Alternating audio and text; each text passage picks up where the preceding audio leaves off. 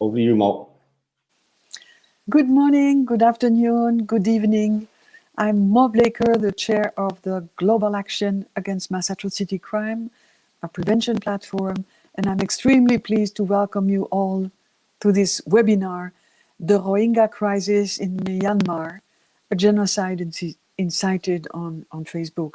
This is actually the third session on the Decoding Hate Speech online series, co-organized by the Montreal Institute for Genocide and Human Rights Studies, MIGS, and the Global Action Against Mass Atrocity Crimes, GAMAC, to bring together leading voices to discuss the linkages between hate speech, technology, and atrocity prevention. Today, the crisis in Myanmar stands out as a case study of groups harnessing social media to incite violence and of the failure of social media platforms to take actions. What role did online speech, hate speech, and misinformation play in the resurgence of oppression and human rights violations? What are the lessons learned from this crisis for all stakeholders, be it the big tech, state, civil society, to prevent this from happening again? This third session of the Decoding Hate Speech series will focus on the weaponization of social media in Myanmar. It will also examine the role that online hate speech and misinformation played in the severe human rights violations and address whether this case marks a turning point in big tech's realization that they must consider the human rights impact of their platforms. It shall also explore the lessons learned from this case study to prevent this from happening again. Our very distinguished panelists today are Senator Marielou McPhedran of Canada, Grant Shubin, Legal Director of the Global Justice Center, Myat Thu, Independent Expert and Research Advisor at Myanmar Tech Accountability, with the excellent facilitation, as usual, of our dear Kyle Matthew, Executive Director of the Montreal Institute for Genocide and Human Rights Studies, MIGS. He will moderate the event. We hope you find the discussion very useful. Please do use the chat function to engage with one another and also with the speakers, and let us know also where you are, from where you are listening. Share your questions to our panelists and make us recommendations. Thank you. I wish you a very enlightening and useful session. Thank you very much. Kyle, back to you. Thank you, Mo. Mo, it's always a pleasure to work with you as a representative of the Swiss Foreign Ministry and as chair of GAMAC, and your leading role in putting together GAMAC, which is a very important international institution, organization dealing with mass atrocity prevention. So we're very pleased to work with you again, and thank you for your support in putting the series together. The case of the Rohingya, the genocide against the Rohingya, the ethnic cleansing of the Rohingya, has been one of the most serious cases of mass atrocity crimes that we've seen in contemporary times in the past decade. We've seen over upwards of 700,000 Rohingya Muslim civilians that have fled to Bangladesh, that are still living in very precarious situations, that are living in very substandard refugee camps, that whose future is up in the air. And we have also Rohingya Muslims that are in parts of Myanmar that still are living under extremely difficult situations. So we thought that this topic of looking at the case of the Rohingya is very important. But it's also very contemporary, and there are lessons learned about what we can do. And I think the real case about this thing today, and our experts are going to delve into, what's the role of the incitement element of genocide, of mass atrocities? We do have seen that the incitement component really did take place on Facebook. The Facebook was the internet for the majority of Myanmar citizens. And we've also had cases of Buddhist monks using Facebook to incite hate. We've had even government officials engaging on this. So this is a very important topic, and lessons learned, and it's contemporary. The case is not over. There are still many of us working to try to bring about a resolution to this human rights crisis. So we're very pleased today to have three very distinguished speakers. Mo introduced them all, so I won't introduce you, but we're really happy to have you all join us today. And so how we're going to start off, we have a set of questions I'd like to ask the guests, but first we're going to ask each guest to make an opening statement. They've all been working on this from different perspectives, from working in Myanmar itself, from working for a major global justice think tank and NGO in New York City, and we have Senator McPhedran working at the Canadian Senate, and we know that in Canada there's been a lot of action to try to halt the atrocities in Myanmar. So first, I would like to go in the order, starting with Senator McPhedran, and ask Senator McPhedran if you could please talk about this issue and how you see it through your lens as a senator in Canada. Kyle, I want to thank you very much for this invitation, and just do a sound check. Everybody can hear me okay? Yes. Good. All right. It's a real honor to be on this panel with Mo and Grant and Myat. Thank you. I'd like to make, I guess, a primary point as my contribution to starting the discussion. And that is that we really have to get serious at understanding the many ways in which there is a far too cozy and codependent relationship between tech giants like Facebook and governments. And we have to, in doing that, as legislators, I would say, one of the things we have to pay attention to, although I am an independent senator with no partisan affiliation, it is very clear if one looks at Facebook in country after country after country, including Myanmar, that in many cases, Facebook and government support teams, communication support people in Facebook really become de facto campaign workers. And the reliance of governments in their regular political activities on Facebook probably contributes very substantially to the slow or negligible, and one could argue negligent, responses by government in getting ahead of the Facebook pandemic of hate speech. And I want to also just note warnings in my own country, in Canada. We can go all the way back to 2009, when our privacy commissioner at the time issued a report, called out Facebook specifically for violations, and unfortunately didn't proceed any further at that time. So now, 11 years later, we are hearing from government officials in Canada that we need to look more closely at, quote, regulating Facebook, which means we still haven't done it. And the way in which we need to do that is not only to look at the privacy concerns, which are very serious, of Canadians, but to look at the fact that there are no boundaries. That something that happens in Canada can be perpetrated and expanded in any other country in the world. And that the way in which the regulatory powers are within, in many cases, the boundaries of countries, simply don't match the global citizen, global reach reality of tech giants. And on the topic of warnings, I just want to put this in context.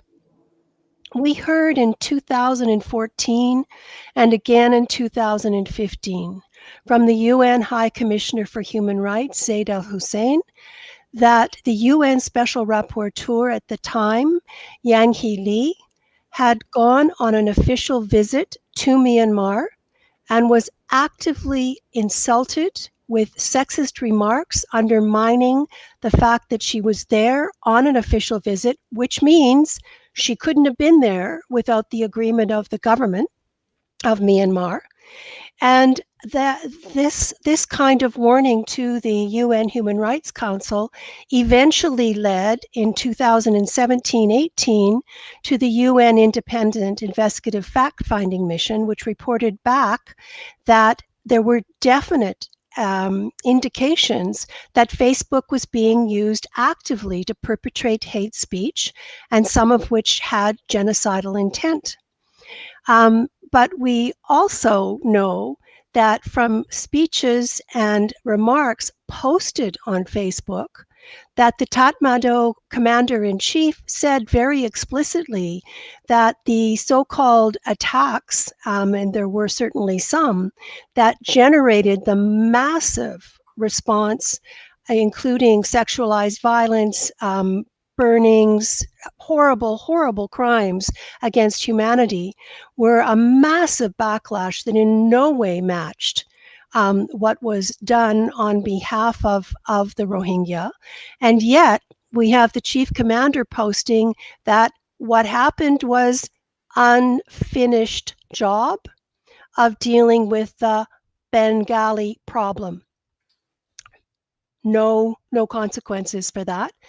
At page 74 of that report in 2018 to the Human Rights Council, the fact-finding mission said categorically that Facebook was slow and ineffective.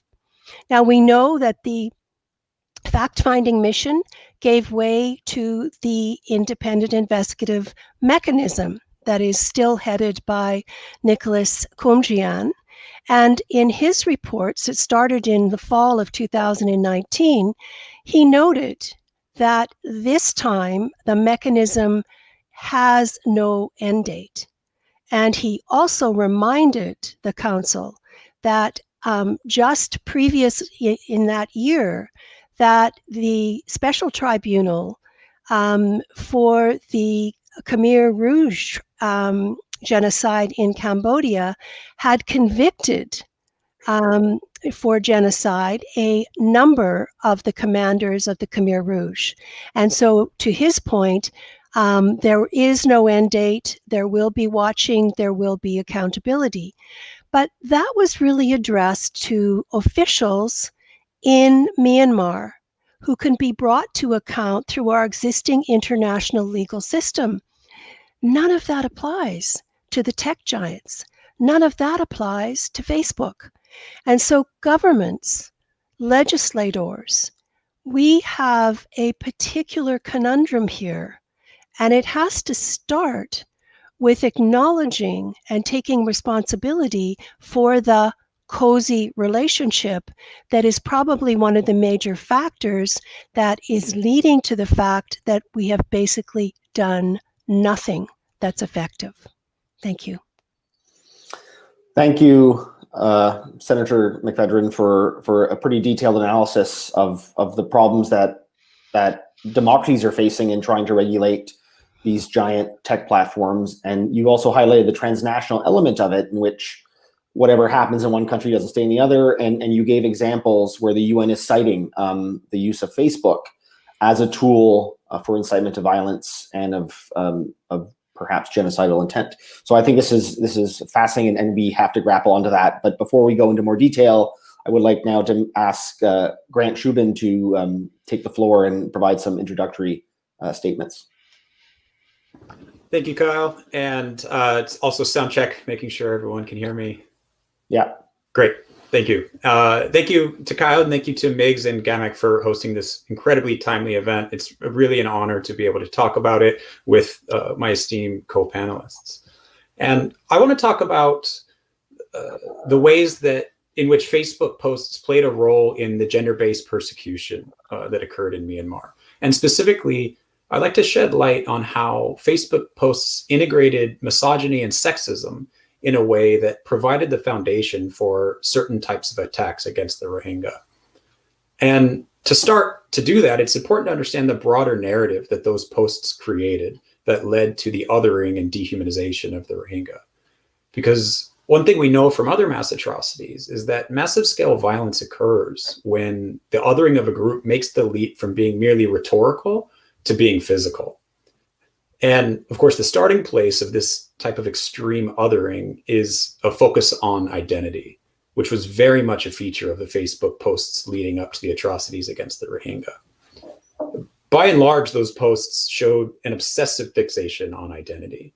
They were heavily invested in fantasies of the superiority of the Myanmar identity, and by extension, the inferiority of the Rohingya. And one very common example of this was the widespread use of the term Kalar to describe the Rohingya on Facebook. and this term generally being used as a racist slur or an insult to a person's dark skin or foreign ancestry, signifying their perceived inferiority compared to ethnicities that quote unquote belong in Myanmar. And this type of racial hierarchy is seen in many pre-atrocity societies, including Nazi Germany, Slobodan Milosevic's Serbia, Rwanda's Hutu power, Daesh's caliphate, or of course the Tatmadaws Myanmar.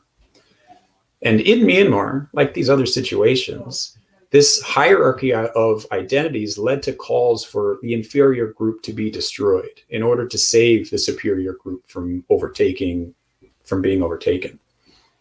And on Facebook, this meant that there were posts that openly called for the destruction of the Rohingya as a necessary step to save Myanmar from infiltration. So, for example, in 2016, a well-known media personality posted about how the Rohingya were, quote, a common enemy that was invading Myanmar. And this post had over 830 comments, many calling for the uprooting of the Rohingya, their eradication, and generally describing the situation in Rakhine State as a, quote, Muslim invasion. Another post on the official Facebook page of the commander-in-chief included a link that described Islam as a, quote, disease spreading globally, and that, quote, Muslims were attempting to Islamize the whole world. And elsewhere on the commander's Facebook page, there was a post that stated that race cannot be swallowed by the ground, but only by another race. And what you see here was something that was outlined by the fact-finding mission, the UN fact-finding mission in Myanmar, which determined that the hate speech campaign portrayed the Rohingya and other Muslims as an existential threat to Myanmar and to Buddhism.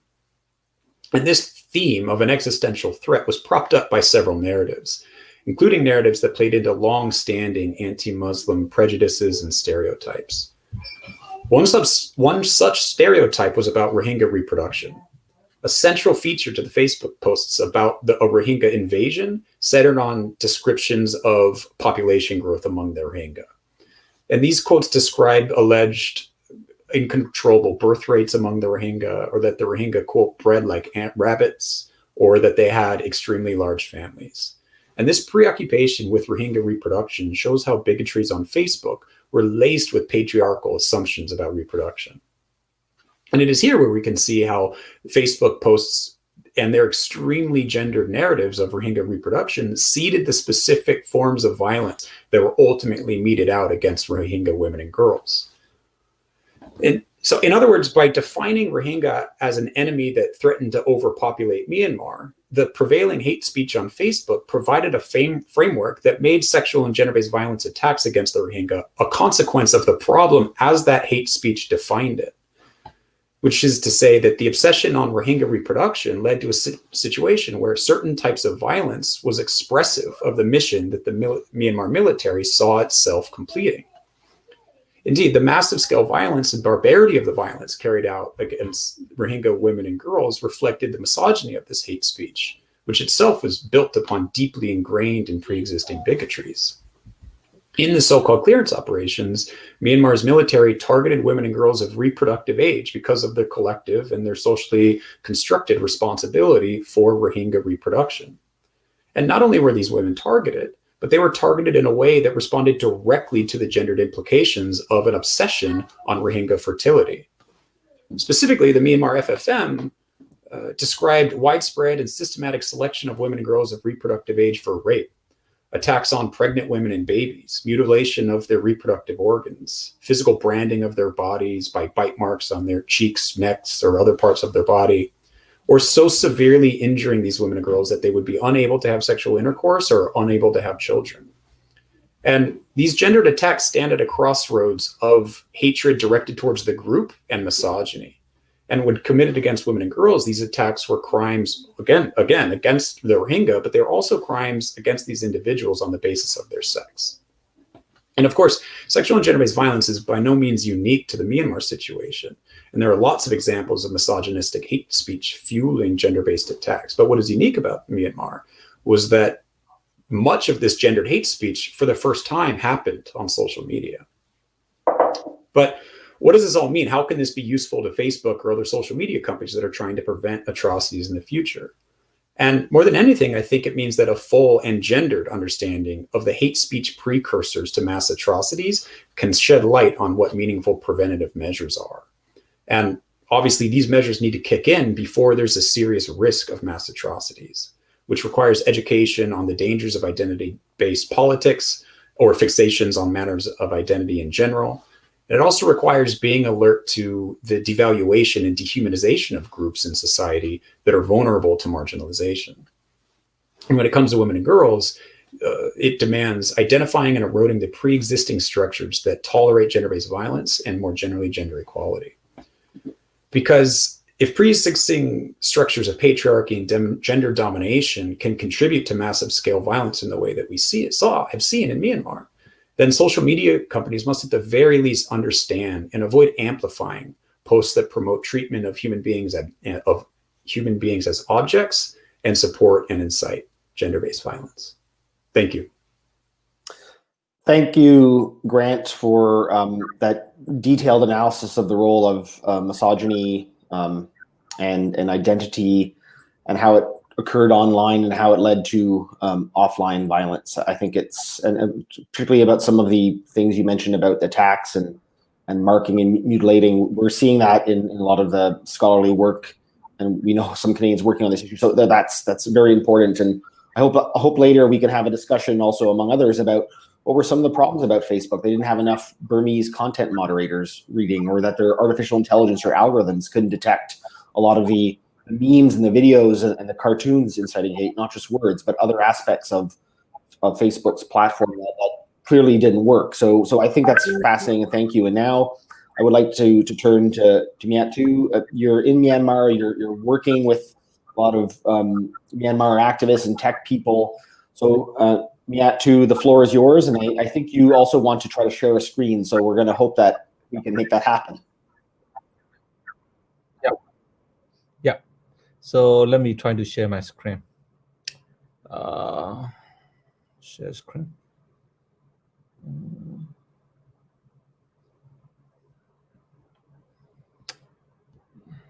Yeah, we're gonna put it on now. One sec. Screen. Yes. Yes, I did. Now it's worked. So thanks, Kai, for giving me a chance to speak this event, and thanks everyone who are involved in the panel with me. So it's really a powerful insight I heard from you. So before I start talking about the rules of Facebook in the genocide, so I would like to start about the little bit background. So you will see my chart. There is like I take this from the quest.com. So this is about the how to say the Sinca price in Burma. Before the 2014, the Sinca price are more than more than 1,000. So that only a few people have a chance to get their own communication. So started from 20. We are under the military leadership more than 50 years. So during this period, they are really schooling the censorship, and we started releasing in 2014. So we have a lack of experience about the digital rather than the other country. So there is we are started using Facebook. The main challenge that we are facing is everything is really new for us, and also we are thinking all of the things we are seeing on the internet is real. And also, like as Kai mentioned, that the Facebook is like a de facto internet in Myanmar. So there is we are facing the background. So before the 2012, to get a SIM card is really difficult for each family. So after this 2014, we just started using SIM a lot, and we started using the internet a lot. So this is the situation of the developing of the Facebook in Myanmar. So we started, most of the urban people started using Facebook around 2012. So in 2012, 2013, and 2014, so there is only one content moderator on Facebook. So in 2014, we have 1 million Facebook user, and there's only one content moderator. So, and then these people are based in Dublin, and it's showing these people we don't know who they actually what kind of skill he actually had, and also the how to say the about the contextual understanding as well. And in 2014, during this time, 2012 to 2014, everything is started. The Rakhine, the situation, the Rakhine crisis started on 2012 May, about the rape case issue, and also the crisis happened northern Rakhine. In 2013, we have two crises. One is Myanmar, Meitila crisis. There's more than 100 people are fleeing from their home, and most of them are staying in the camp. And also the conflict is affecting to the Bago region, is next to Yangon, and also in 2014. We have a crisis in Lashu and Mandalay. The Mandalay crisis is 100% related with Facebook because of Mandalay crisis happened because of the fake news by the monk who are living in Mandalay, and he posted about the fake rape case of the Muslim shop owner and Buddhist seller. After that, the crisis happened. 2 people died in the crisis, and government started shut down Facebook for 1 day. After that, Facebook started coming to Myanmar. And in 2015, before that, Facebook never came to Myanmar. And in 2015, Facebook hired 4 content moderators for Myanmar. At the time, we have we have around 7 million users in 2015. So in 2016, we have 10 million users. In 2017, we have 15 million users. The number of content moderators are still the same. So during this period of time, there is no clue when we are trying to report something. This the report is going nowhere. Sometimes it's like a letter contest, and it's when we trying to report whatever we trying to report is they reply is in line with community standard because they don't have enough content moderator for this kind of user. So in 2018, around April, the civil society organizing the open letter to Facebook, and also the civil society trying to advocate the U.S. Congress before they make a Congress hearing to the Mark Zuckerberg. And during this Congress hearing, Zuckerberg promised to hire more content moderators for Myanmar, and he started hiring dozens of content moderators. At the end of 2018, there's just around 99 content moderators who can speak Burmese language. At the time, we have 20 million users. Now we have 27 million Facebook users, and there is more than 160 content moderators we know that number because we try to ask Facebook through a lot of channels, through the Congress, through the media, and also during the event, we are always trying to ask Facebook about how many content moderators they hire for Myanmar. So this kind of number are really important for how much Facebook are working, taking responsibility for their platform, and what is their plan for our moderation. So that kind of stuff. So yeah, this is the timeline we are using Facebook. So before the 2017, when the 2017 happened, there is a lot of incitement posts on Facebook, especially propaganda the public about to make a negative propaganda to the public about the Rohingya. So but if we want to talk about the propaganda against the Rohingya, we should not start around 2012. It's already started since 1970. So this always the government's always framing the Rohingya are invader. They are from the other country. They are just trying to Islamize the country. That kind of stuff we hear since when we are young. So the propaganda is started saying like this, but the real thing we are facing is Facebook is like a megaphone. The better they are using the Facebook to amplify their voice. And they are it's really little no cost to them, and it's really rich, more than when before they trying to make a propaganda against Rohingya, they have to publish a lot of posts. But in Facebook, it's really easy. They just make a post, and they just using the fake account to share into the multiple group. Also, they share into the messenger. Sometimes they make a cartoon. So let me show some example. So this is in 2013. I take this screenshot from I did this screenshot from one. This page is one of the cluster from the Facebook takedown during this year. Facebook say things that these kind of network are just financially motivated, and so they take down as an inauthentic behavior. So these pages are making a like a propaganda to the about the Islamization in 2013. So that kind of things we are seeing since 2012, 2013, 2014, and 15 very sequentially.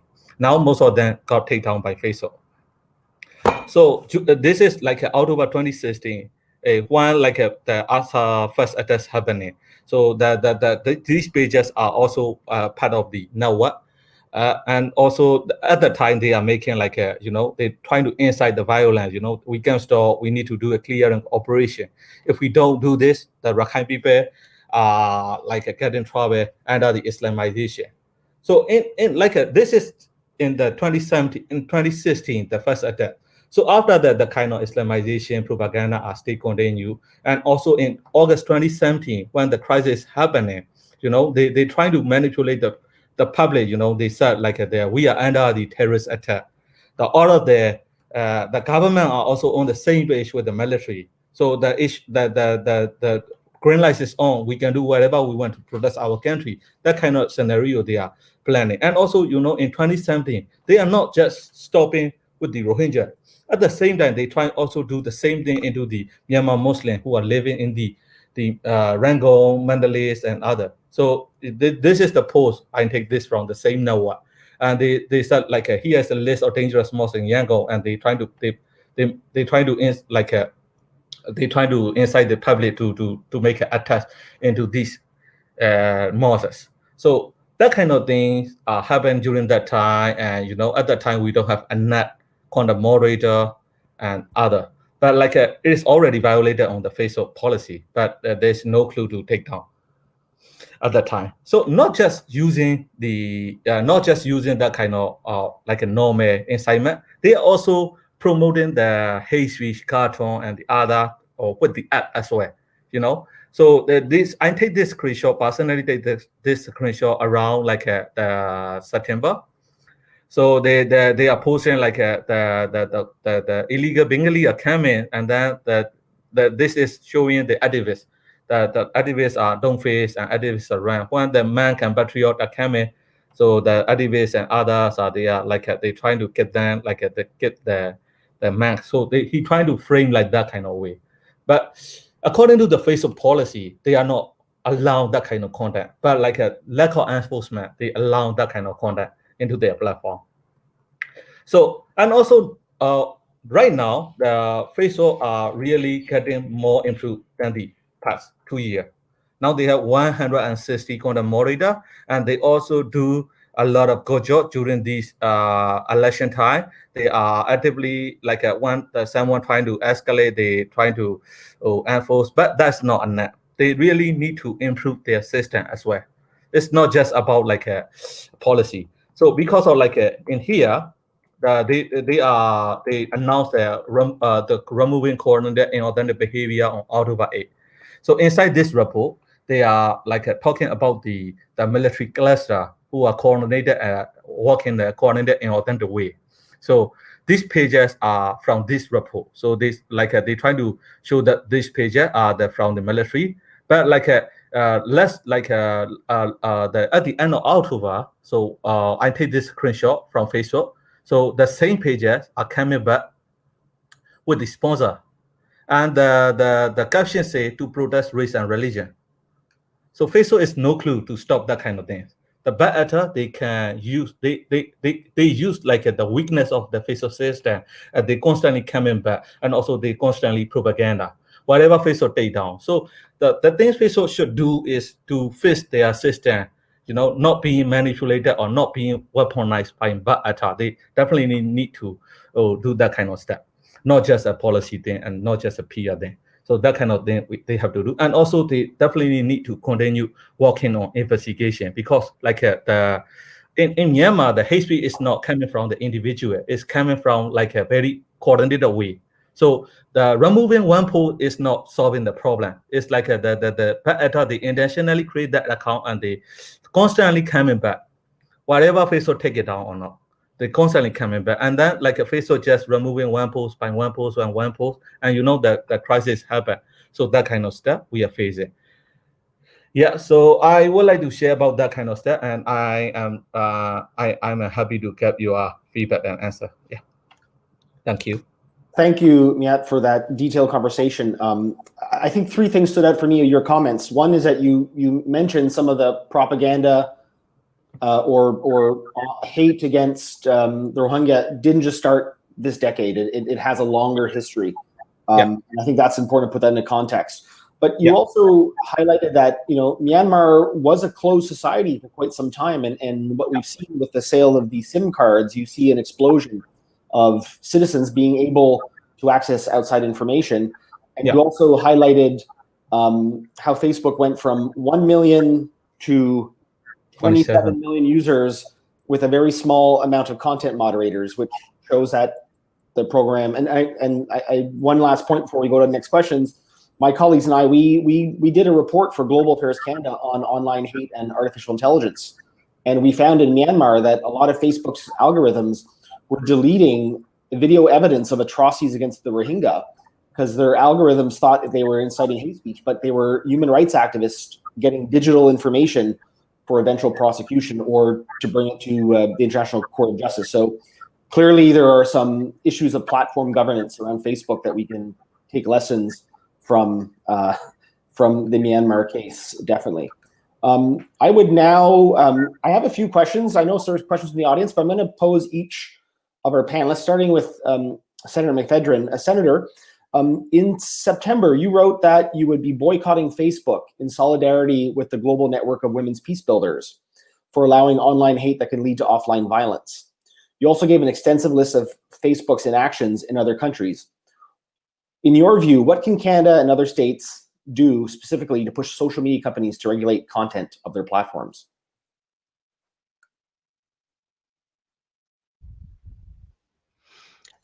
Well, Kyle, I think it comes down to those of us whose job it is to legislate and to protect and promote human rights. We need to get busy and do our job.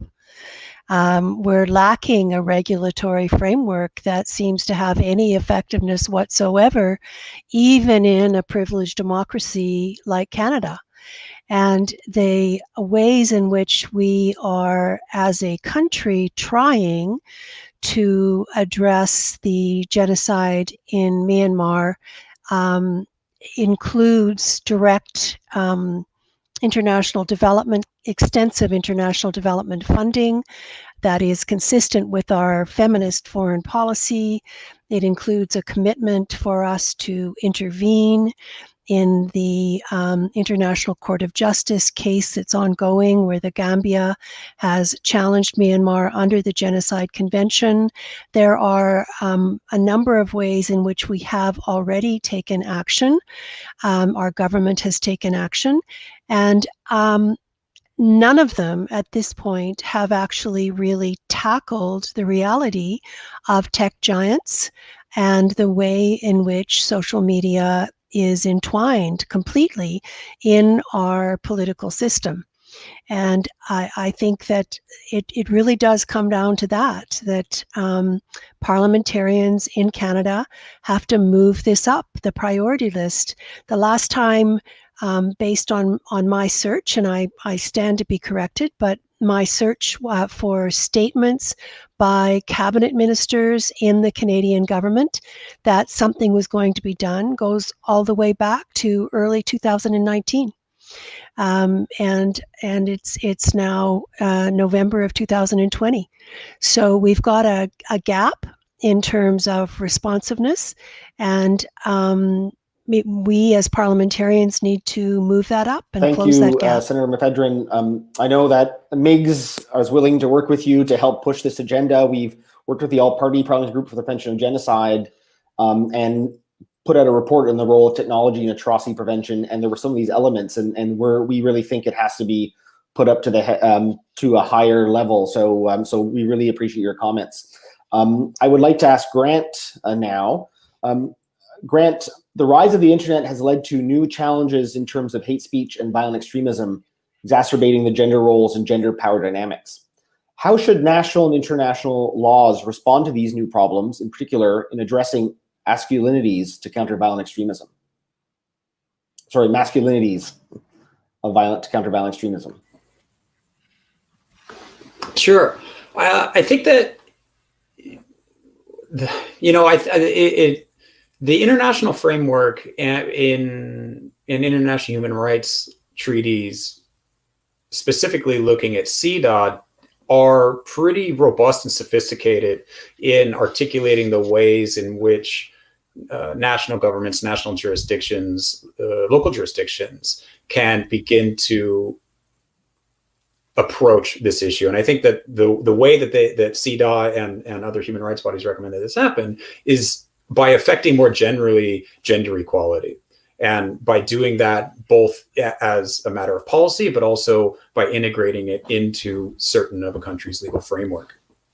And looking specifically at Myanmar, I think that can happen in any number of ways.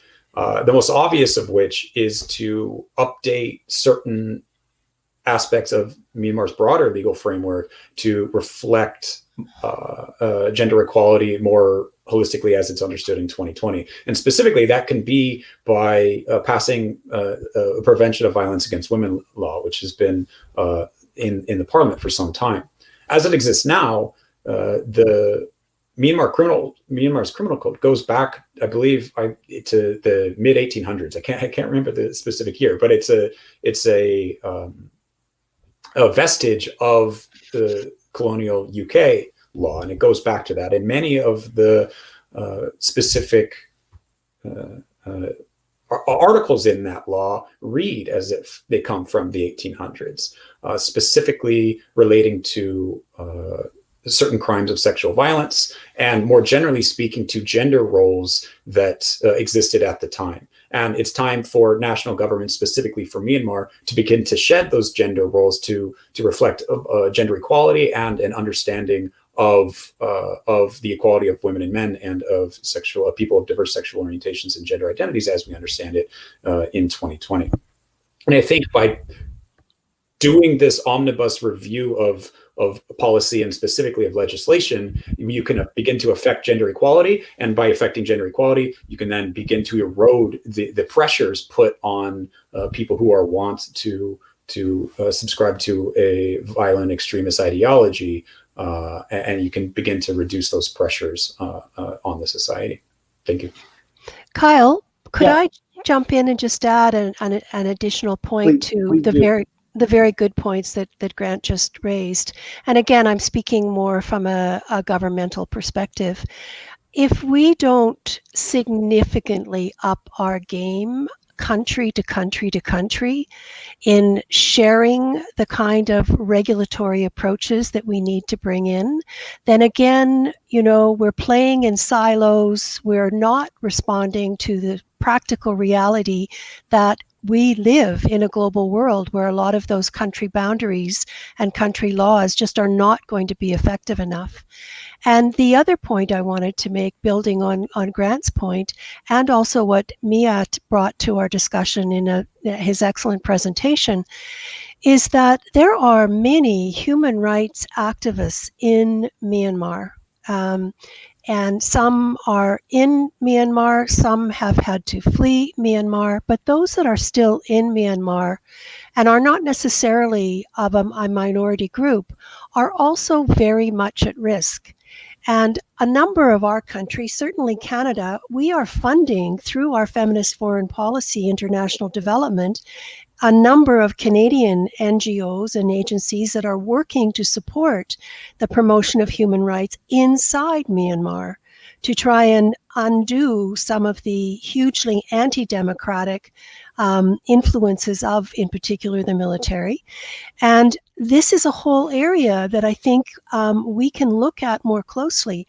How is it that we can better support the kind of protection and regulation that's needed inside Myanmar as countermeasures for the hugely inappropriate use and exploitation by the dominant Tatmadaw and other dominant players in Myanmar society? Thank you, Senator. So I'd like to Myat will probably want to respond to that, but I'm going to ask Myat also another question, and you can answer both or just one. It's up to you. But I'd like to ask you, how has Facebook responded to the gaps that have been identified, and have you seen any results recently? Particularly, I know we just had elections in Myanmar. Have you seen any changes to the gaps in Facebook's program, and is it getting worse or getting better? Facebook is getting better now. When we compare with 2017 and 2018 and right now, the situation is completely different. In 2017 and 2018, they are not really interested whatever we say and whatever we trying to rise to face the problem. Right now is they are becoming better. So now we are facing the same issue we are facing in Facebook in 2018. Around 2017-18 is we are facing the same with the YouTube and TikTok, especially the YouTube. So now better they are moving YouTube for their propaganda. So their hosted platform is YouTube is now becoming like their hosted platform for the hate speech and also the military propaganda and the also the propaganda against genocide to the Rohingya. So that kind of things are moving to Facebook. So now we are facing a problem with Facebook facing with the problem with the YouTube. Yes, we are really facing a huge challenges how to make YouTube more responsible and accountable for their platform, to make an enforcement for their platform being better for our community. So yes, so now what I can say now is Facebook the saturation is becoming better than the past, but they still need to improve, especially on the systematic. Now they are the reviewing system, especially their enforcement are not really doing enough, so they are still missing a lot of things. So they really need to improve, especially on the contextual level, understanding level. They have to improve as well, not just a product and the other. So the question from the senator is about how the international community can do better for Myanmar, right? Is that correct or hello? Yes. Yeah. So yes, the lack of, now we are facing the lack of democratic value is happening across the country. So during this election, the all of the party and also the party supporter, they are using the hate speech against the Rohingya to get to gain the political support from the public. So they are the USDP supporter. They say the NLD is a Muslim and party. They are promoting the Rohingya. They use the word Bengali. They are promoting their Bengali body, that kind of stuff. And also the NLD supporter, they are using the photo of the Muslim USDP member, and they say the NLD is not a pro-Muslim. The USDP is the Bengali party, they are the pro-Muslim party, that kind of stuff. It's not just these two parties, but also the new party, the PPP, People Pioneer Party. They are also using the same narrative. They are promoting the anti-Rohingya narrative as an official to gain the political support from the public. So that kind of stuff we are facing. So I think I'm a truly suggest to do education reform for our country. We need a democratic education for our country future. So because the current education system is full with propaganda and also really xenophobic. So we are learning not just we are getting a propaganda or against the minority, especially the other religious. It's not just coming from the bad actor. It's also coming from the system as well. We're facing the systematic discrimination. It's a structural violence. So we definitely need to change the education system. I fully recommend on it. And also not just the workshop and training, but I mean the education reform for the whole education system. This is really important. And also our country really need to be the how to say the reform inside the political body. So we now is like the people are not really talking about the value. They are just mostly the politicians are mostly trying to follow the public and also to get the popular support. So they're using the religious as a political narrative. They are using the anti-Rohingya narrative as a for the political support. That kind of stuff we are facing. So yeah, we definitely need to change that. So long-term saturation is to change the education. Thank you, Myat. So I'm going to take questions from the audience because we have about 10 or 11 minutes left. It's gone pretty quickly. So I'm going to put this up on the screen. Deba Priya Mukherjee asked, is there a way to make Facebook accountable for letting people use this as a platform of inciting violence? I mean, is it possible to add Facebook as a respondent in the litigation before the International Court of Justice? Not sure who of our guests would like to take try to talk with this. Anybody would like to respond? Yeah, I can take a stab at it.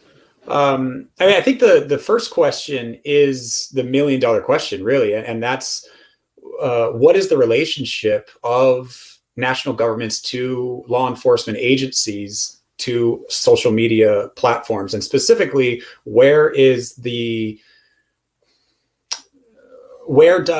freedom of speech, is it necessarily infringed to prevent incitement to mass atrocity crimes? And that's the conversation I think that this entire series of webinars is investigating, and it's still very much a live question and an important question. Traditionally speaking, there's no way to hold Facebook accountable in existing international criminal mechanisms or in the International Court of Justice. So the reason that Facebook can't be added as a respondent to litigation before the ICJ is because the ICJ is a court that only hears disputes between states in the type of case that's currently going on in the ICJ. So not only can only states be brought before that court, but this particular litigation is happening under the Genocide Convention and states that are parties to the Genocide Convention. And it happens to be that Myanmar and the Gambia are parties to the Genocide Convention. So there's not an opportunity to explicitly bring Facebook to have to answer in a legal proceeding before the justices of the International Court of Justice. However, I am hopeful that the role of Facebook can be fleshed out in that litigation. And that was partly why I took the time to go through the ways that gender formed such an important part of the incitement of the genocide occurring in Myanmar and how that led to certain crimes of sexual and gender-based violence. Because I think that whether it's the Gambia or whether it's Canada in their intervention or whether it's the Netherlands in their intervention, it's important to understand and for there to be an articulation of Facebook was used, or hate speech was used on Facebook in this very specific way to other and ostracize the Rohingya community that provided the seeds for a particular type of genocidal violence, in this case, sexual and gender-based violence, occurring against the Rohingya more generally and specifically against women and girls. And if that type of argument is made before the ICJ, and if it's picked up in the decision, that's going to cause repercussions and reverberations in Facebook, because that's not going to be good publicity for Facebook. And so that's why I think it's really important for the gendered understanding of this Facebook, of the hate speech, and more generally an understanding of this hate speech as it occurred in Myanmar, to be articulated in ongoing processes such that it can create the pressure for Facebook to change a little bit at this one layer removed. Thank you, Grant. So Senator McPhedran unfortunately had to leave a bit early, so we don't have her with us. But we have posted online in the chat and in the group that the report to the Canadian All-Party Group for the Prevention of Genocide about the role of technology in atrocity prevention or response, and there is an element on there about hate speech. So I think that'll be useful to see if other parliamentarians around the world would look at that and see as something that they could push nationally. Myat, I'd like to ask you a specific question. I mean, so we've had different perspectives. You are in Myanmar. You've talked about one of the things that you think in the long term that has happened is a reform of education. However, I'm wondering, as someone working in the digital space in Myanmar, what could what could NGOs, the UN do to support people like you and your colleagues to kind of deal with this problem, online hate, and is digital literacy a component that you think needs to be brought up as well, despite the traditional educational reforms? Yes, we need that kind of digital literacy, but also the most important thing from what I'm thinking, the most important thing is not just digital literacy, and the other is media literacy, is like the long-term solution. But right now, what we are facing is the crisis is ongoing. The bad actor, they are using the platform and then really well known about the platform and how to trick and how to cheat the platform. So the problem is the platform need to invest for their to enforcement, not just about the policy level. So that kind of thing we are really needed. And also not just like one platform. Now it's like we are facing the multi-platform issue. The advocacy to Facebook is not just enough. We definitely need to do if we want to solve the problem of hate speech, we definitely need to ask the help from the we definitely need other platform like YouTube and TikTok. They also need to enforce their platform to become using a weaponized by not stop being weaponized by the bad actor. So that kind of stuff, I think we think that is really important thing. And also, yeah, we also need digital literacy and also the media literacy program for the whole country. And that kind of things are also should involve as the primary, the high school level, not just the advanced advanced thing. So that is my recommendation for the international community to do more, or how to say, pressure on the tech company to invest more on the high risk area like our country and the other. So they definitely need, if the tech company lack of context, lack of the context about the country, and also lack of investment for the enforcement, that is really harm.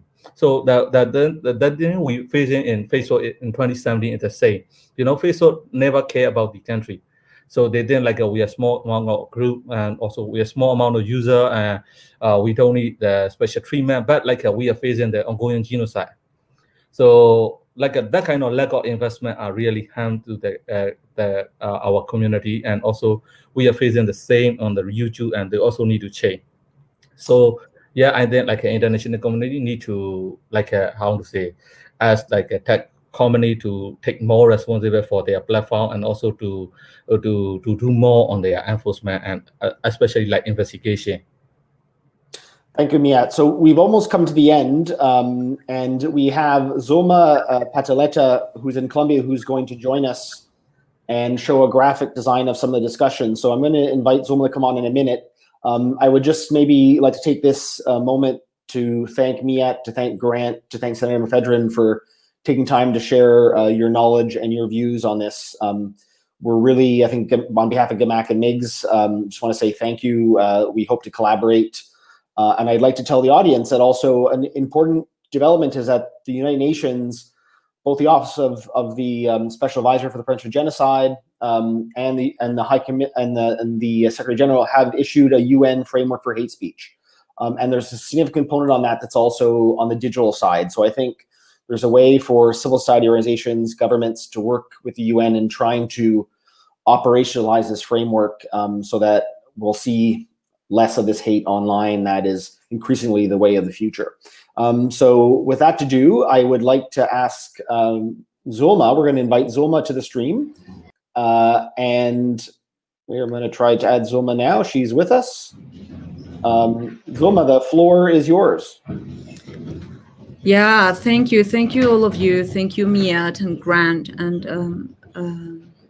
we lost one of our panelists. But thank you for spending this time with us, sharing with us this very horrendous and difficult situation. So I've tried to capture some of the key elements of the discussion in this image, and in the way of this obscure connection that happened, and that cozy relationship between governments and tech giants.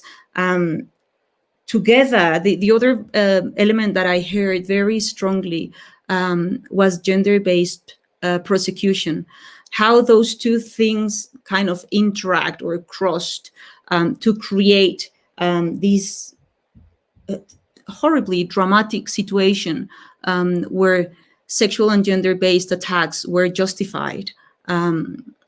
So this intersection of these elements that made this possible. Some of the